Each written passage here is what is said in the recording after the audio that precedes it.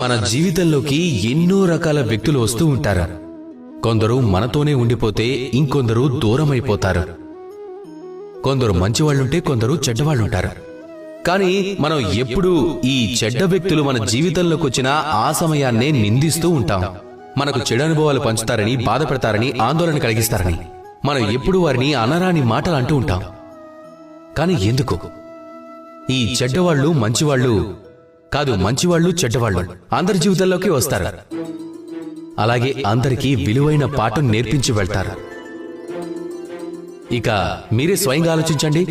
జీవితంలో మొట్టమొదటిసారిగా మీరు నిప్పుని ముట్టినప్పుడు అప్పుడు మీరు ఈ పాఠం నేర్చుకున్నారు, నేను నిప్పుకి కొంచెం దూరంగా ఉండడం మంచిది అని. కానీ మెల్లమెల్లగా ఆ నిప్పుని నియంత్రణలో ఎలా ఉంచడం మంచిదో నేర్చుకున్నారు. ఆ తర్వాత మీరు దాన్ని జీవితంలో ఎలా ఉపయోగించుకోవాలో నేర్చుకున్నారు.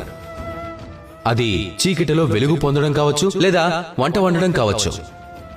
ఇదే విధంగా చెడ్డవాళ్లు జీవితంలోకి వస్తే ఏదో ఒకటి నేర్పించే వెళ్తారు. మీరు వాళ్లకు ధన్యవాదాలు చెప్పండి. వాళ్ల గురించి చెడుగా ఆలోచించడానికి లేదా చెడుగా అనుకోవాల్సిన అవసరం లేదు. కేవలం ఆ పాఠాన్ని నేర్చుకోండి. అనుకూల భావంతో జీవితంలో ముందుకు సాగుతూ ఉండండి. అప్పుడు మిమ్మల్ని ఎవ్వరూ ఆపలేరు. రండి, నాతో పాటు ప్రేమగా చెప్పండి, రాధా కృష్ణ.